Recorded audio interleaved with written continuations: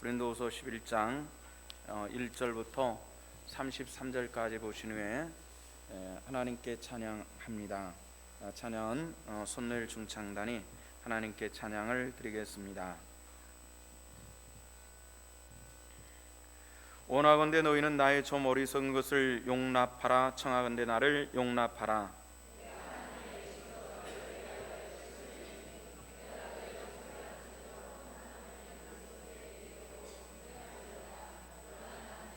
뱀이 그 강기로 하와를 미혹한 것 같이 너희 마음이 그리스도를 향하여 진실함과 깨끗함에서 떠나 부패할까 두려워하노라.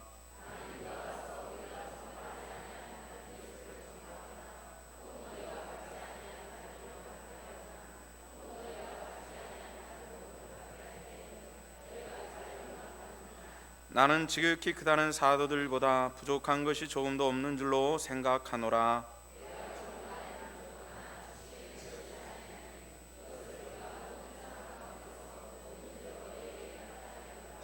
내가 너희를 높이려고 나를 낮추어 하나님의 복음을 값없이 너에게 전함으로 죄를 지었느냐?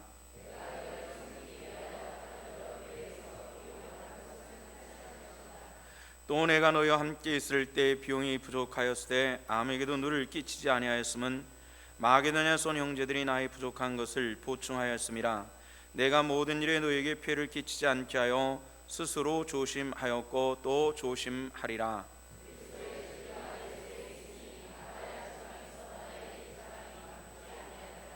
어떠한 까닭이냐? 내가 너희를 사랑하지 아니함이냐? 하나님이 아시느니라.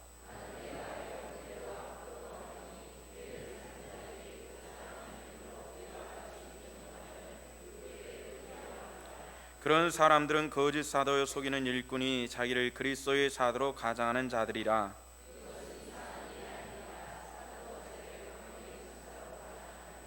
그러므로 사단의 일꾼들도 자기를 의의 일꾼으로 가장하는 것이 또한 대단한 일이 아니니라. 그들의 마지막은 그 행위대로 되리라.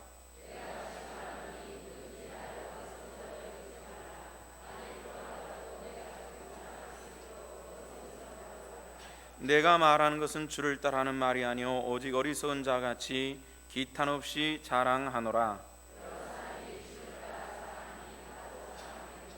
너희는 지혜로운 자로서 어리석은 자들을 기쁘게 용납하는구나.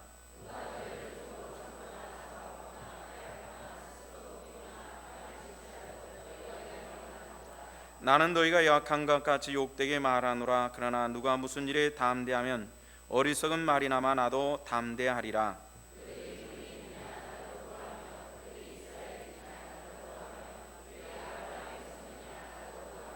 그들이 그리스도의 일꾼이냐 정신없는 말을 하거니와 나는 더욱 그러하도다. 내가 수고를 넘치도록 하고 옥에 갇히기도 더 많이 하고 매도 수없이 맞고 여러 번 죽을 뻔하였으되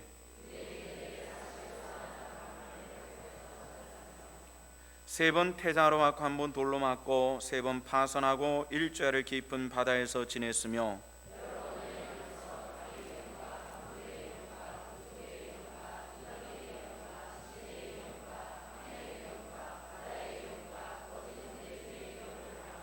또 수고하며 예수고 여러 번 자지 못하고 구주리고 목마르고 여러 번 굶고 춥고 헐벗었노라.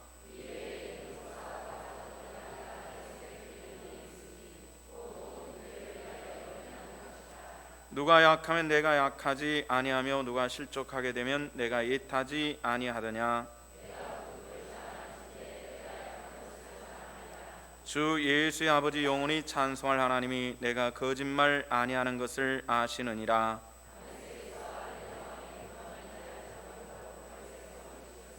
나는 광주를 타고 들창문으로 성벽을 내려가 그 손에서 벗어났노라. 아멘. 다시 한번 하나님께 기도드립니다. 하나님, 은혜를 감사합니다. 당신의 딸들의 마음과 입술이 주를 향하여 열려 있도록 은혜 베푸심을 감사하고 저들의 찬양을 통해서 또한 우리가 함께 은혜 가운데 거할 수 있도록 은총 베푸심을 감사를 드립니다.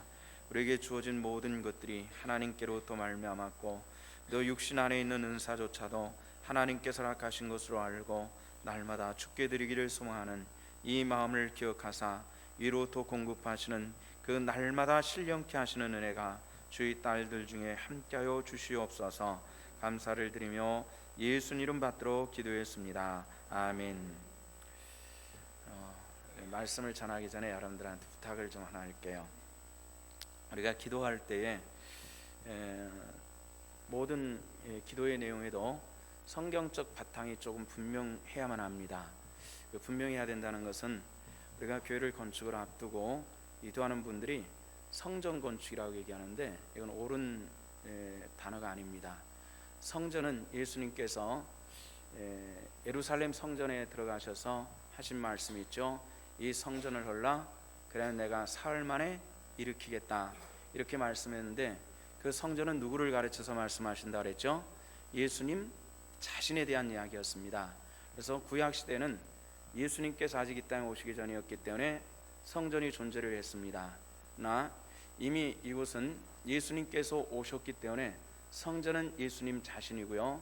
또 우리 성령을 모셨기 때문에 우리가 성전이라고 하는 것은 하나의 비유이고 또 성전처럼 거룩하게 살라는 것 의미에서 우리를 성전이라고 하신 것이지 성전은 하나밖에 없습니다. 예수님밖에 없다는 것을 여러분들 기억하시기를 바랍니다. 그렇기 때문에 우리가 기도할 때도 성전이 아니라 예배의 처소, 예배당 그렇게 기도를 해야 맞습니다. 모처럼 우리 문교에 기도할 때마다 성전에서 언제 저걸 좀 고쳐줘야 되겠는데 지금 얘기를 하면 지금 막 기도한 분이 민망할 것 같아서 얘기하길 기회를 찾았는데 마침 문계 집사님이 기도를 제대로 해주어 가지고 기회는 이때다 이렇게 생각하고 여러분들에게 말씀을 드리는 겁니다. 한국 교회에 교회 건물을 성전이라는 개념이 들어온 것이 순복음교회 때문에 그렇습니다. 순복음교회 교회들이 예배당의 의미를 잘못 사용을 해가지고 성전 한가 하나님의 말씀을 바탕을 가지고 있는 이 장로교에서까지 그런 걸 막 따라갔어요. 비판 없이. 이건 옳은 판단이 있어야만 우리가 분명히 아십시오. 우리가 성전을 짓는 것이 아니라 하나님께 예배드리는 집을 짓는 것입니다. 예배당을 짓는 것이지 결코 성전이 아니라는 것.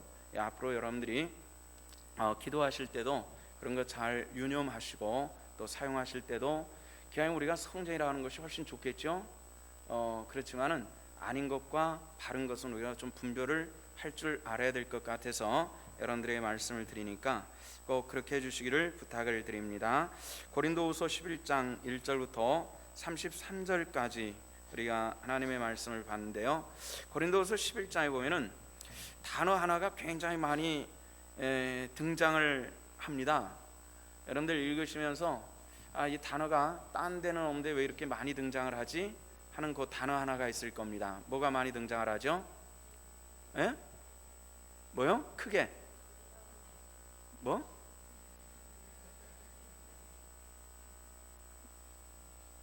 아유 임권사님 일어나요. 크게 해봐요.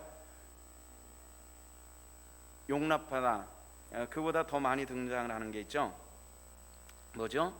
어리석음이라는 단어죠. 어리석다라는 단어가 굉장히 많이 등장을 하는데 11장 벽두를 시작을 하면서 원컨대 너희는 나의 어리석은 것을 용납하라.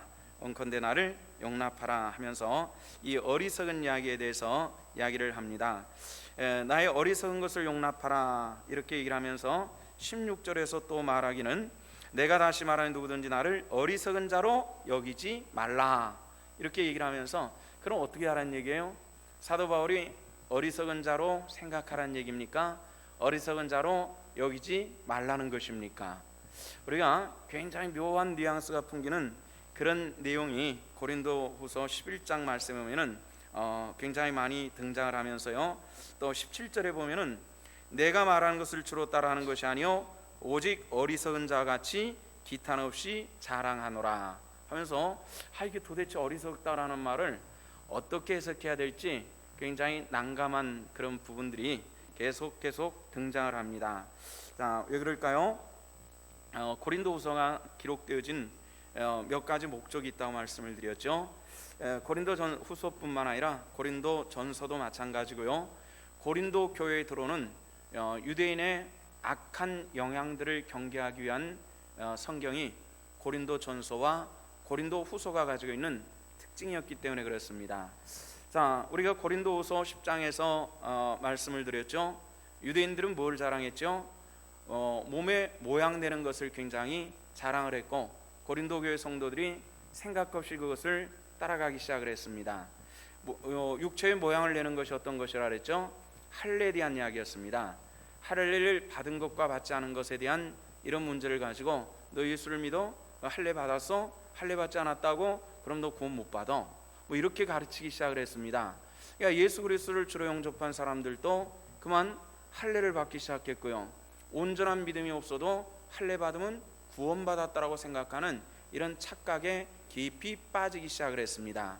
사도 바울은 그래서 뭐라 그랬죠? 22절의 말씀 보니까 그들이 히브리인이냐? 나도 그러하다. 그들이 이스라엘 사람이냐? 나도 그러하다. 그들이 아브라함의 후손이냐? 나도 그러하다 하면서 사도 바울은 내가 어떤 사람인가 하는 것에 대해서 말하기를 유대인들의 그 육체적 자랑에 대해서 나도 자랑할 것이 많이 있노라, 이렇게 얘기를 하는 겁니다. 그러니까 이 자랑이라고 하는 것이 상당히 어리석은 것임에도 불구하고 내가 자랑할 수밖에 없으니 이 자랑하는 것들에 대해서 당신들이 좀 용납해 주었으면 좋겠다, 이렇게 이야기하는 것이 오늘 고린도후서 11장의 내용입니다. 자, 사도 바울은 이런 주의 영광을 위해서 자기 삶을 살아가면서 내가 자랑할 것이 많이 있지만은 이제는 그런 것들에 대한 자랑보다는 오직 자랑할 것은 어디에서 자랑하라 그랬어요? 예수 그리스도의 이름 안에서 자랑하는 것이 성도의 자랑의 그 본 모습이라는 것을 여러분들 기억하시고 자랑 많이 하십시오. 그러나 그 자랑이 예수 안에서의 자랑이 될 수 있기를 주 이름으로 부탁을 드립니다. 자랑하는 것, 가만히 보면은 예수 밖에서 자랑하는 것을 오늘 성경에서는 어리석고 미련한 것이다, 이렇게 이야기를 하는 그런 내용입니다. 사도 바울은 그런 자기가 자랑할 수 있는 육체적 자랑들, 그 히브리인고 이스라엘 사람이고 베냐민 지파고 아브라함의 후손이고 이런 자랑할 것들, 그런 것들보다도 이제 더 자랑할 것이 있었습니다. 그 자랑은 뭐냐면은 그리스도 예수를 위해서 육체에 담은 이 고난이라고 하는 것들에 대해서 자랑을 하는데요. 23절 말씀서부터 보면은 26절까지 그런 내용들이 쭉 등장을 하죠. 등장을 하는데 그 옥에 갇히기도 수없이 하고 매도 수없이 맞고 또 유대인들의 40의 강한 매를 5번이나 맞고 태장으로 맞고 돌로 맞고 파손하는 데 있고 영영하면서 강의 위험과 강도 위험과 구렬의 위험과 이 수많은 위험들을 다 경험했었다, 이렇게 이야기를 하면서 이 모든 이 고난과 고통의 일들이 왜 있었느냐 하는 이런 문제를 얘기하면서 예수 그리스도 때문에 그리고 당신들에게 복음을 전하기 위한 그 내 열심이 그렇게 만들 수밖에 없었다, 이렇게 이야기를 하고 있는 겁니다. 고린도 교회는 복음을 어지럽게 하는 세력이 들어와서 교회를 매우 혼돈하게 하고 있었습니다. 그 혼돈은 전혀 예수 믿는 것과 관계가 없는 아예 이방인 사람들, 전혀 관계없는 사람들 같으면 대적하기가 참 쉬운데 이게 애매하게도 유대인들입니다. 유대인들은 어떤 사람들이죠? 우리와 똑같이 창세기서부터 그다음에 말라기서까지 우리가 똑같이 예수를 믿는 사람들이 믿는 그 성경을 그들도 가지고 있고 또 그것을 믿는, 그래서 어떻게 보면은 굉장히 또 성경적이기도 하고 깊은 율법적이기도 하고, 율법적이라고 하는 것은 굉장히 금하는 것이 많고 이런 경향이 있기 때문에 우리가 신앙생활할 때도 율법주의적인 신앙생활하는 사람들과 오늘 우리 현대인의 신앙인들이 만나면은 그 율법적인 신앙인들에게 굉장히 비난당하고 그들과 비교를 해보면은 우리가 엉터리, 이게 순 엉터리 신앙이 아닌가 싶을 정도로 우리가 파헤쳐지면은 굉장히 곤란한 것들이 굉장히 많습니다. 어떤 것들이 참 많을까요? 저 오늘 저녁에 돼지고기가 들어있는 음식을 먹었습니다. 율법으로 보면은 그 먹어서는 안 되는 그런 음식이기도 합니다. 이스라엘 사람들은 갈리에 가 보니까 메기가 굉장히 많더라고요. 막 그 입을 벌리면 막 이만큼씩 벌리는 메기들이 있더라고요. 그 메기들을 잡아먹지 않는데요. 그게 왜 그러냐면은 메기를 보면은 비늘이 없이 이렇게 이 끈적끈적한 액체로 덮였는데 율법적으로는 그걸 먹을 수가 없기 때문에 이스라엘 사람들이 그걸 잡아먹질 않으니까 갈리바다의 메기가 의외로 굉장히 많은 것을 보았습니다. 메기고기 좋아하시죠? 메기 매운탕 참 맛있죠? 잡아먹질 않는 겁니다. 율법을 신앙의 신조로 삼는 사람들은 그렇게 하질 않습니다. 터키에 갔을 때 그리스에서 육로로 해가지고 터키로 이렇게 들어오면서 그리스 국경을 넘기 전에 그리스 지역에서 하룻밤을 잤습니다. 마치 우리가 잔 숙소가 지중해 연안에 이렇게 있었어요. 그런데 산책하려고 지중해 변으로 이렇게 내려갔는데 바위에 요만한 조개들이 굉장히 많이 붙어 있어요.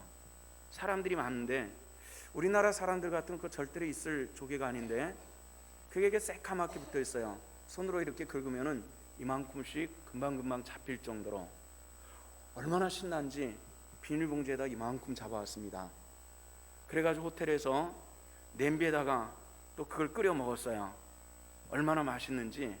근데 터키 사람들도 이슬람 사람들이기 때문에 그걸 율법주의적인 개념에서 그걸 먹지 않으니까 굉장히 많습니다. 또 지중해 어느 지역에 가면은 문어들이 그렇게 많대요. 사람들이 잡아먹지 않아가지고 문어가 사람 머리통만한 게 그렇게 많대요. 그래서 한국 사람들이 모임을 가질 때는 거기서 모임을 간답니다. 왜냐하면은 초장만 가져가면은 얼마든지 실컷 문어를 먹을 수가 있는데 그 문어는 율법적으로 또 먹을 수가 없어요. 오징어도 먹을 수 없고 조개도 먹을 수가 없고 메기도 먹을 수 없고 돼지고기도 먹을 수 없고 이렇게 되다 보면은 우리 이방인들, 우리가 혈통적으로는 이방인이기 때문에 이방인들에게는 굉장히 어렵습니다. 근데 이방인인 고린도 교회 성도들이 그들의 삶의 모습을 그대로 살면서 예수 그리스도를 주로 영접했단 말이에요. 유대인들이 와서 보니까 예수는 엉터리들이거든요. 얘들 율법 밖에 있잖아. 그러면서 율법을 막 우겨 집어넣기 시작하는데 이걸 울며 겨자 먹기로 고린도 교회 성도들이 받아들이는 겁니다. 그러면서 예수 그리스도에 대한 신앙적인 그 바탕들이 점점 없어져 버리는 이런 것들을 보면서 사도 바울은 이 마게도니아에 거하면서 고린도후서를 써서 그들에게 편지를 보내는 겁니다. 신앙이 뭐냐?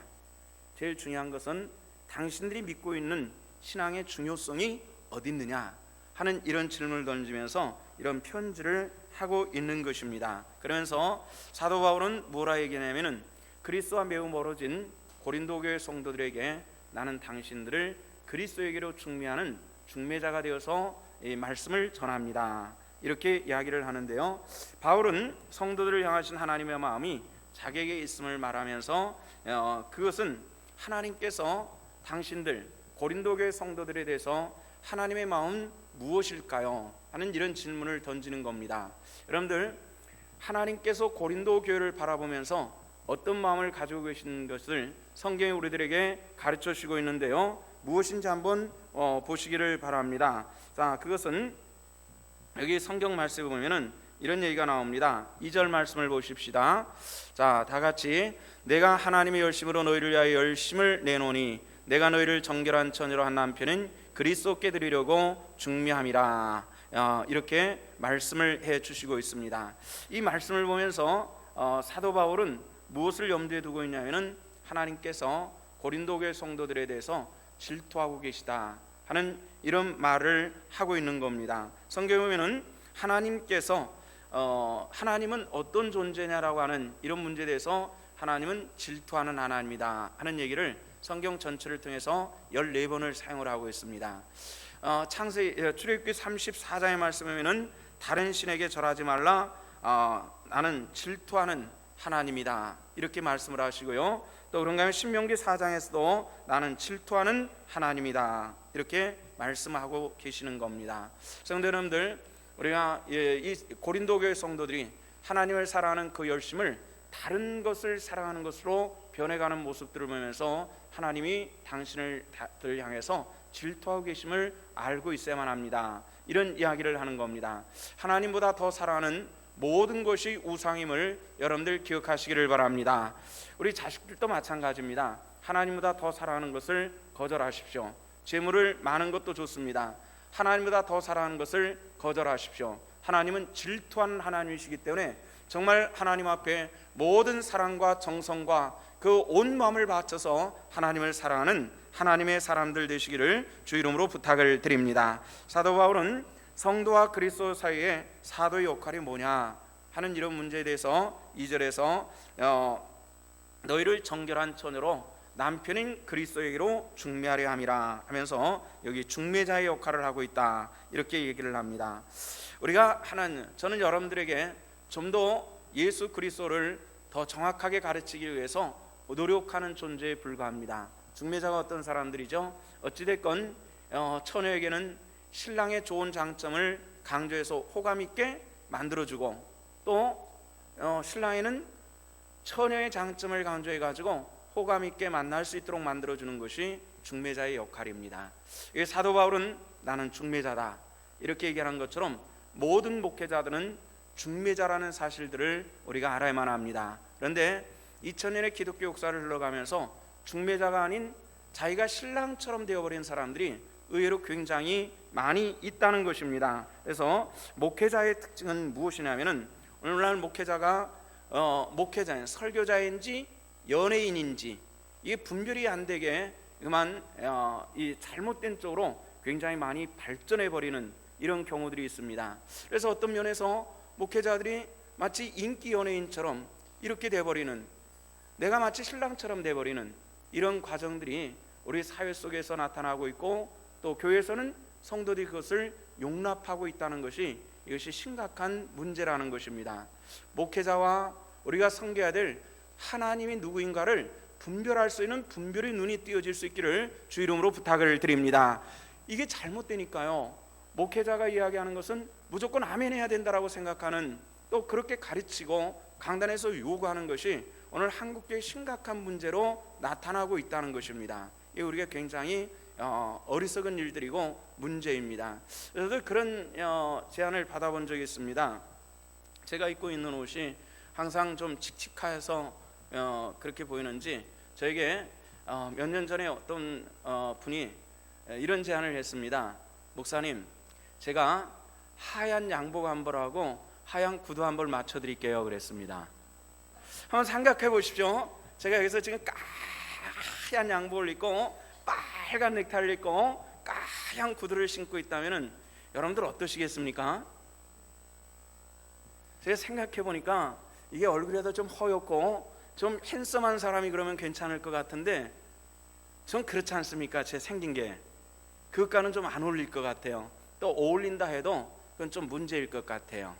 상당히 문제일 것 같아요. 연예인과 같은 그런 모습들은 우리 목회자들이 매우 위험하다는 것입니다. 목회자는 목회자일 뿐이고 더 우리가 겸손과 겸허한 자리에서 하나님 앞에 영광 돌리는 것이 성도의 본분임을 여러분들 믿으시기를 바랍니다. 그래서 우리가 진정 하나님 앞에서 어떤 모습으로 살아야 될 것이냐 하는 문제를 제시하는데, 오늘 3절의 말씀 보니까 바울이 지적하는 성도와 하나님 사이에 가장 위험한 일이 언제 있었느냐 하는 것을 얘기하면서 3절을 제시하는데요, 뱀이 하와를 미혹함과 같이 하는 얘기를 합니다. 뱀이 하와를 미혹함을 통해서 아담의 가정이 타락하고 에덴 동산에서 쫓겨났느니라 이렇게 얘기를 하죠. 그런데 사단의 권세가 뱀으로 나타나면서 아담과 하와를 유혹한 유혹이 있었습니다. 뭐였죠? 하나님께서 금하신 것을 먹으면 너는 눈이 밝아져서 하나님처럼 될 것이다 라는 이런 유혹이었습니다.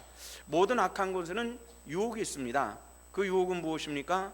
영적으로 더 성장할 것 같은 유혹이라는 겁니다. 아담은 하나님처럼 되는 영적인 권세를 얻을 수 있을 것이다 라는 이런 생각을 하면서 선악과를 먹었지만은 그들이 하나님처럼 될 수는 없습니다. 우리가 어떤 경우에도 하나님처럼 될 수가 없습니다. 우리는 피조물에 불과한 것이고 우리는 죄 지은 자로 돼 예수 그리스도를 믿는 믿음이 저와 여러분들을 정결케 했다는 것을 여러분들 믿으시고, 날마다 피조물의 자리에서 하나님을 섬기는 하나님 백성의 자리에서 하나님 앞에 영광 돌리는 이런 하나님의 사람들 되시기를 주 이름으로 부탁을 드립니다.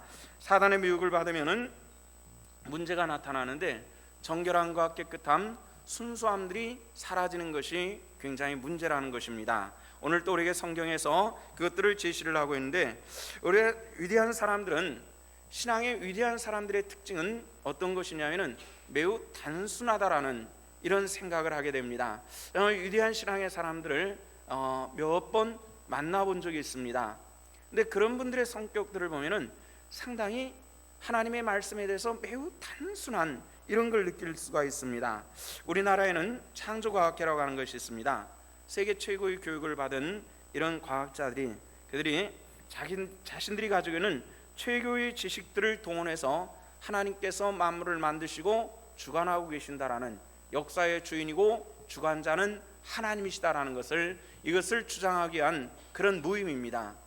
저 창조과학회 그 사이트에 들어가서 종종 그걸 이렇게 검색하는 그런 때가 있는데, 진화론의 허구를 전부 증명하기 위해서 자기들이 배웠던 모든 과학적 지식들을 전부 동원해 가는 것을 보면은 참 대단한 분들이다, 이런 생각이 들 때가 굉장히 많습니다. 그런데 의외로 굉장히 자그마한 지식들을 가지고 하나님의 모든 것을 다한 것처럼 그렇게 하나님을 전부 분해해 가지고 마치 하나님을 내가 전부 아는 것처럼 생각하는 사람들도 의외로 많이 있더라는 것입니다. 우리가 좀 더 주 안에서 겸손한 자리에 들어갈 수 있는 그런 하나님의 권속들 되시기를 주 이름으로 부탁을 드립니다.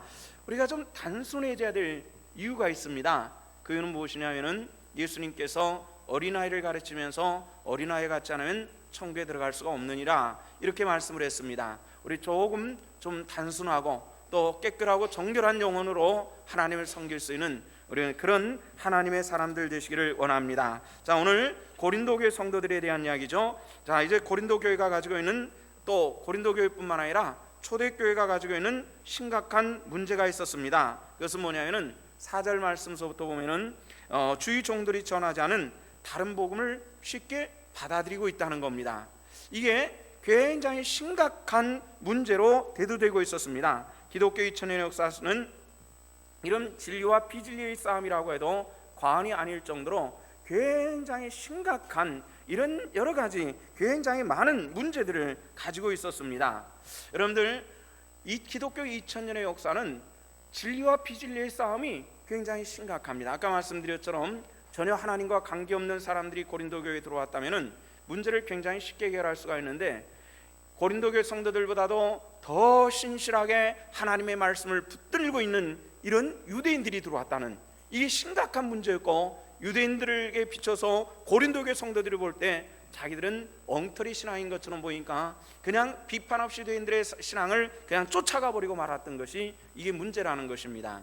오늘날에도 우리 주변에는 이런 사람들과 우리가 싸워나가야 될 요소들이 굉장히 많이 있습니다. 우리가 신앙생활하면서 가장 많은 이단들과 부딪히는 것이 뭐죠? 그 이단의 여호와의 증인, 이런 사람들은 우리 주변에, 특히 요 앞에는 여호와의 증인들의 그런 아주 본고지처럼 돼가지고 그렇게 활동을 하고 있습니다. 그런 사람들과 우리가 영적인 이 대결을 해야 되는 이런 문제가 생겨나고 있는 이런 심각한 삶 속에서 우리가 살고 있는 겁니다. 우리가 진리를 내 안에 갖추고 있지 않으면 비진리를 우리가 분별할 수가 없는 것이 이게 우리들의 문제입니다. 몇 년 전에 우리나라에 아주 그 위조 지폐를 잘 감식하는 한국은행 직원이 나와서 TV에서 위조 지폐 감식하는 그런 시범을 보인 것을 본 적이 있습니다. 그분이 마지막으로 위조 지폐에 대한 그런 이야기를 하는데, 위조 지폐인 것인가 아닌가를 가장 명확하게 분별해낼 수 있는 가장 중요한 방법이 하나 있습니다. 이렇게 얘기를 하면서 진폐가 어떤 것인지 정확히 알아야만 위조 지폐를 분별할 수 있습니다, 이런 얘기를 했습니다. 그때 이게 말이 옳다, 이런 생각을 했습니다. 여러분들, 거짓된 진리를 우리가 분별하기 위해서는 참된 진리를 온전히 아는 것이 중요하다는 것을 여러분들 기억하시기를 바랍니다. 이걸 모르고는 거짓된 진리를 분별할 수 있는 방법은 사실적으로는 없기 때문에 그렇습니다. 진정한 예수 그리스도, 고난의 십자가 못 박혀 죽으신 주 예수 그리스도가 나의 삶을 주장할 수 있다면 비진리에 대적하여 싸울 수 있는 하나님의 크신 은혜와 능력이 주의 성도들 가운데 함께 하실 줄로 믿습니다. 요즘에 우리 한국교회는 그런 교회들이 있는 줄 혹시 있는 거 아십니까? 한 개의 교단이 담임 목사는 딱 한 명밖에 없는 교단이 있습니다. 혹시 그런 교단이 있는 거 아십니까? 한 명밖에 없어요. 한 개 교단이라고 하는 것은 뭡니까? 우리가 속해 있는 대한예수교회 대신측교회는 전국적으로 약 1900개 정도가 있는 그런 교단입니다. 1900명의 담임 목사가 있습니다. 그런데 한 개 교단이 담임 목사는 딱 한 명밖에 없는 그런 교단이 있습니다. 그리고 곳곳에 교회를 세워놓고 그 사람들은 교회라고 해놓고 지성전이라 그러면서 그 지성전의 관리자로 목사를 파송을 하는 거예요. 그리고 예배는 위성으로 전부 예배를 돌리고 그 지성전을 관리하는 목사는 위성 방송을 틀어주고 꺼주고 문장구 열고 새벽 예배 인도하는 이런 역할밖에 하지 않는다는 겁니다. 이 여러분들 옳은 목회라고 생각하죠? 이게 하나님 앞에서 바른 것이라고 생각합니까? 이게 그런데도 불구하고 한국교회 수많은 사람들이 이것을 용납하고 있다는, 오늘 성경에서 말씀 나오고 있잖아요. 어리석다는 말과 용납하다는 말이 굉장히 많이 등장하는데, 그들의 잘못된 신앙의 모습을 용납하는 너희들이 정말 이상하구나 하는 사도 바울의 말을 우리는 이 시대에 귀를 기울여 듣지 않으면 우리가 이것을 분별할 수 있는 분별의 능력은 온전히 사라질 수 있다는 것을 여러분들 기억하시기를 바랍니다. 진정한 하나님의 복음의 사람들이 무엇인가를 우리가 알고 하나님 앞에서 우리가 부끄러움이 없는 신앙의 사람으로 승리하기를 원합니다. 그러면 사도 바울은 고린도후서의 특징 중에 하나가 또 지난번에 말씀드렸던 것처럼 바울 사도 자신에 대한 변증입니다. 그는 뭐죠?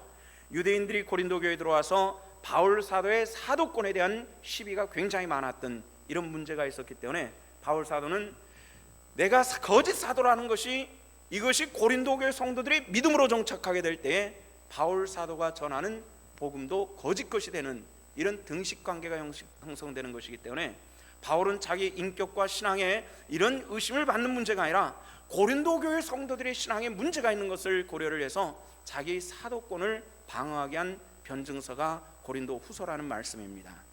이런 자리를 통해서 여러분들이 부탁하는 것은 목회자의 영적인 권위를, 하나님의 복음을 전하는 사람의 권위를 훼손하지 않기를 주 이름으로 부탁을 드립니다.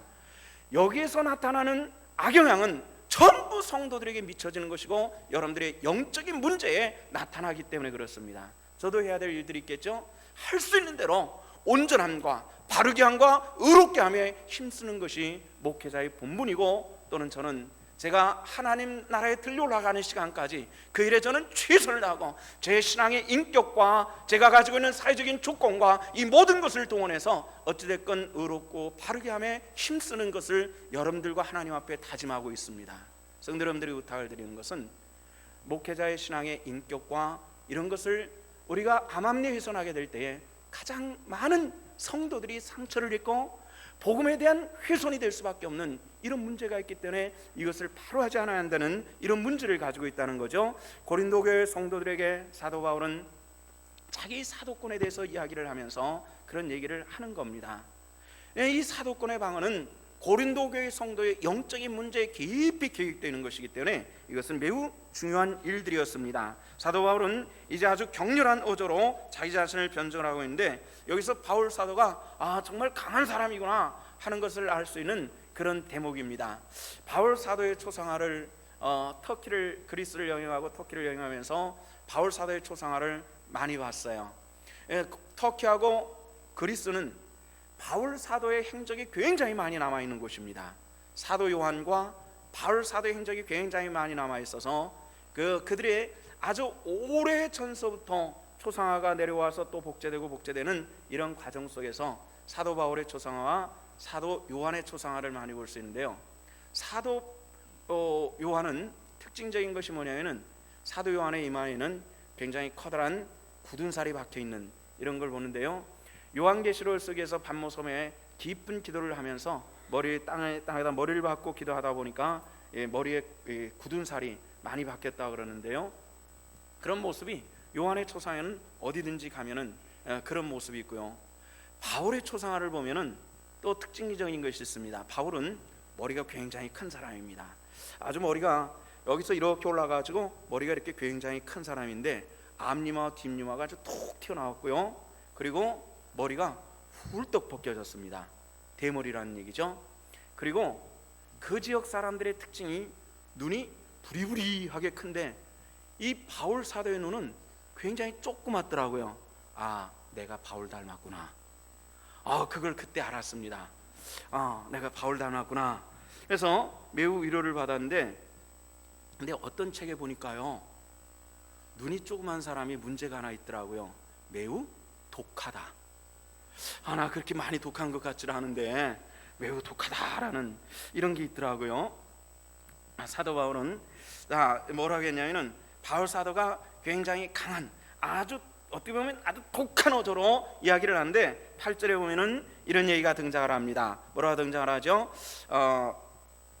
사도 바울은 5절 이하에서 자기가 아주 독한 어조로 자기 자신에 대한 이야기를 하고 있습니다. 그러면서 뭐라고 말합니까? 나는 말에는 조금 부족할지라도 그래나 지식에는 내가 부족함이 없노라 하면서 그런 얘기들을 쭉 써놓고 있는 이런 내용을 보면서 이제 여기서 사도 바울의 사도권에 대한 문제가 심각한 것이 뭐냐면은 복음을 전하면서 사용한 비용 문제가 있었다는 것을 알 수가 있습니다. 그 비용 문제를 보면은 8절에 보니까 그런 얘기를 하죠. 내가 너희를 선교해 다른 여러 교회에서 비용을 받은 것을 탈취한 것이라, 이런 얘기를 하면서 이제 비용 받은 것들, 그런 얘기를 8절과 9절에서 쭉 기록을 해주고 있습니다. 바울은 여러 교회를 통해서 복음을 전하기 위한 자금을 제공받고 있었다라는 것을 알 수가 있는데, 그러나 다행스럽게 고린도 교회 성도들에게는 받지를 않고 있었습니다. 그런데 지난번에 말씀드렸죠. 고린도 교회 성도들이 예루살렘 교회 성도들을 위한 헌금을 작정을 하면서 그것이 1년이 지나도 깜깜 무소식인 이런 것을 발견을 했습니다. 왜 무소식이었느냐는 이런 질문에 대해서 많은 성경학자들은 이렇게 얘기를 합니다. 사도 바울이 그 제공되는 모든 헌물을 개인적으로 전부 써버렸기 때문에 고린도 교회 성도들은 여기에 동참하고 있지를 않았다라는 이런 얘기입니다. 이것에 대한 해명으로 내가 너희들에게 비용 받은 적도 없고, 그러나 가난한 마케도니아 성도들이 나를 위해서 이 비용을 제공한 적은 있었다, 이런 얘기를 하고 있습니다. 그러면서 결코 이것은 하나님 앞에 부끄러움이 없는 목회자의 자세였다는 것을 자기 물질적인 이 상황 앞에서도 자기 자신을 변증하고 있는 것입니다. 목회자들이 물질 앞에서 좀 깨끗할 필요가 있을 것입니다. 시간이 지나가면서 전에는 워낙 교회 재정이 조금밖에 없었기 때문에 뭐 이렇게 쓰나 저렇게 쓰나 항상 모자란 삶이었는데, 이젠 조금 살림이 커지다 보니까 어떻게든지 좀 분명하게 이것을 정리할 필요가 있었기 때문에, 하여튼 저도 요즘에 분명하게 정리하기 위해서 무엇이든지 영수증 처리를 분명히 하고 이것을 해가지고 하여튼 이 여러 성도들의 앞에서 의문점이 남지 않도록 애를 쓰고 있습니다만은, 그래도 하나님과 사람 앞에서 부끄러움이 있을 수 있는 부분들이 없지 않아 있으리라고 생각합니다. 그러나 할 수 있는 대로는 그런 문제들을 만들지 않기 위해서 애를 쓰고 있습니다. 우리가 누구에게 대접받는 것이든지 하나님의 목회자로서 어떤 사람과의 관계 속이든지 이런 문제들이 정결할 필요가 있습니다. 어떤 교회 목사님은 교인들과 짜장면 한 그릇 먹는 것조차도, 차 한 잔 마시는 것조차도 완벽하게 거절을 하는 그런 분이 있다라는 얘기를 듣습니다.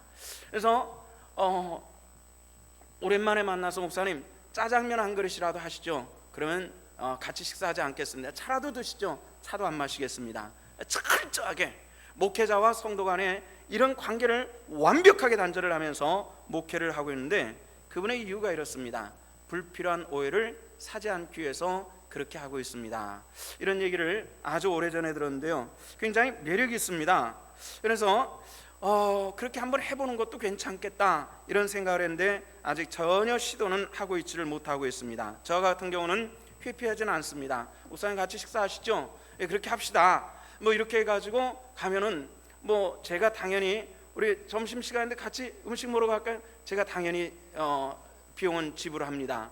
또 성도들이 가자 그래도 오랜만에 내가 싼 거는 내가 냈고 비싼 건 당신이 내십시오 하면서 웃으면서 제가 지불하려고 하지만은 많은 성도들이 거절하기 때문에 제가 지불하는 경우보다는 성도들에게 얻어먹는 경우들이 아마 제가 한 번 지불하는 성도들이 3번 정도 사는 그런 정도로 이렇게 음식을 먹고 있습니다만은 가급적이면은 싼 음식을 먹으려고 애를 쓰는 편입니다. 모처럼 대접하려고 하는데 목사님 맛있는 대로 가시죠. 청국장이 제일 좋사오니 이렇게 해가지고 청국장이나 동태찌개 먹는 쪽으로 어찌됐건 그런 쪽으로 식사를 하는 것으로 마치려고 애를 쓰고 있습니다. 저도 비싼 음식 굉장히 좋아합니다. 맛있으니까요. 그래서 어떤 분들은 저를 모처럼 식사를 대접하려고 하면서 목사님은 대접을 많이 받으시니까 입이 고급이실 텐데 이렇게 얘기했는데 제가 분명히 말씀드립니다. 제 입 절대로 고급 아닙니다. 청국장이나 된장국이나 동태찌개면은 굉장히 좋아하는 쪽이고요. 그러나 좋은 음식도 좋아합니다. 비싼 것도 좋아합니다. 그러나 그것들은 여러 가지 오해를 불러일으키기 때문에 어찌됐건 그런 쪽은 회피하려고 애를 쓰는 쪽에 있습니다. 먹는 것에 대해서 또 나이가 들어가면서 먹는 것에 대해서는 별로 관심은 없습니다. 다만 그 시간에 어떤 대화와 어떤 교제와 어떤 관계를 맺어나가느냐에 따라서는 그것에 대한 관심이 더 많이 있습니다. 바울은 고린도 교회에서 이런 자금을 공급받지 않음이 고린도 교회를 사랑하지 않기 때문이 아님을 분명히 선언을 하고 있습니다. 어디서 공급받은지 나타난 것이 주님이시기를 원하신다 하는 사도 바울의 신앙의 신령이 분명히 실려있는 그런 내용입니다. 또 우리 성도들 가운데서 조금 넉넉하게 사는 사람들하고도 식사하는 것이 굉장히 부담스럽습니다. 왜냐하면 그러다가 좀 어렵게 사는 사람들이 보면은 역시 우리 목사님은 부자들 굉장히 좋아해. 교회는 조그마한 곳이기 때문에 얼마든지 이야기는 쉽게 퍼질 수 있고 확인하지 않은 채 목사는 부자들을 좋아하는 사람으로 인정할 수 있는 상황들이 얼마든지 벌어지고 용인 땅 엄청나게 좁지 않습니까? 굉장히 이런 문제로 밥 한 끼 먹는 것도 여러분들이 생각하는 것보다 훨씬 더 많은 고민과 생각을 하면서 함께 식사할 수밖에 없는 것이 목회자임을 여러분들 기억하시고, 정말 우리가 주 안에서 사는 것이 사나 죽으나 먹으나 마시나 무엇을 하든지 주 하나님의 영광을 위해서 내 삶이 쓰여지되, 특별히 하나님의 사람들은 입술에 바스권을 세우시며 하나님의 영광의 도구로 쓰임받기에 힘쓰는 하나님의 권속들 되시기를 주 이름으로 부탁을 드립니다. 여기서 사도 바울은 거짓 사도들에 대한 이야기를 하고 있습니다. 거짓 사도들의 가장 큰 특징은 그리스도에 대한 거짓이라는 것을 알 수가 있죠. 4절 말씀 보면은 이런 얘기를 합니다. 누가 가서 전파지 않은 다른 예수를 전파하거나 하는 것처럼 복음의 순수성을 왜곡하는 겁니다. 자, 여기서 4절 말씀 우리 다 같이 한번 함께 읽어보도록 하십시다. 시작. 전파지 아니한 다른 예수를 전파하거나 혹은 너희가 받지 아니한 다른 영을 받게 하거나 혹은 너희가 받지 아니한 다른 복음을 받게 할 때는 너희가 잘 용납하는구나. 지금까지 사도 바울은 예수 그리스도를 전했는데 이것을 받아들이기가 굉장히 힘들었고, 그래도 받아들여서 교회가 설립이 되는데 바울 사도가 없는 사이에 전하지 않는 복음을 받아들였는데, 이런 거짓된 것에 받아들인 것은 왜 이렇게 쉽게 받아들이는지 내가 의문스럽다라는 그런 이야기를 하고 있습니다. 자, 우리가 해야 될 것이 있습니다. 그것은 우리 주 예수 그리스도의 은혜는 저와 여러분들을 구속하시기 위한, 하나님 백성 되게 하시기 위한 하나님의 축복된 그 은혜의 사건임을 우리가 알아야 된다는 겁니다. 그런데 우리는 너무 많은 것들이 신앙에 요구되고 있지만은 가장 핵심에 있는 것은 예수 그리스도를 주로 영접했느냐 안 했느냐라는 이것입니다. 그 외에는 그 외의 것들입니다. 여러분들에게 다시 한번 목회자로서 질문하고 확인하고 싶은 것이 있습니다. 예수 그리스도께서 여러분들의 구주가 되셨고 그리스도의 십자가의 고난이 과연 나를 위한 예수 그리스도의 죽음이라는 것을 믿으시면 크게 아멘 하시길 바랍니다. 정말 여러분들 이 사실들을 믿으십니까? 여러분, 우리는 거짓된 것에 빠지지 않고 바른 복음에 우리가 거하며 하나님의 영광의 도구에 힘쓸 수 있는 그런 하나님의 사람들 되시기를 원합니다. 교회는 그 특성상 영적에만 합니다. 우리 다 육신을 가지고 모였고 육신의 일들이 이루어지는 것일지라도 이 모든 것들을 통해서 영광 돌림이 하나님께 있다라고 고백할 수 있는 그런 하나님의 사람들의 모임이 교회가 되어야 된다는 겁니다. 그래서 고린도 교회는 이제 영적인 것과는 관계없는 할례를 행하면서 할례를 자랑하는 교회로 만들어졌을 때 이것이 옳은 것이냐, 이런 얘기를 하는 것입니다. 진정한 하나님의 교회는 육신의 자랑이 아닌 예수 그리스도의 고난의 십자가 못 박혀 죽으신 그 죽음을 자랑하고 예수 그리스도를 믿는 믿음이 나를 구원했다라고 고백하는 것이 교회임을 기억하시면서 우리가 그 어떤 것들에 내 마음이 쏟아지는 것보다도 예수 그리스도를 온전히 믿고 믿음으로 승리할 수 있는 저와 여러분들 되시기를 주 이름으로 축복합니다. 우리 함께 기도하십시다. 사랑의 주 아버지 하나님, 은혜를 감사드립니다. 오늘 고린도후서 11장의 말씀을 함께 보았습니다. 육신의 자랑 가지고 있는 이 고린도 교회, 영적으로 답답해져 가고 어두워지는 그들을 바라보며 편지 쓰는 사도 바울의 마음을 우리가 이해하기를 원하고 받아들이기를 원합니다. 하나님, 오늘 헛고 간구하니 우리 신성교회 영적으로 밝아져 있는 교회가 되게 하시고 육신의 자랑이 아닌 예수 그리스도 안에 영적인 자랑이 넘치는 성도들 되게 하여 주시옵소서. 감사를 드리며 예수님 이름 받도록 기도했습니다. 아멘.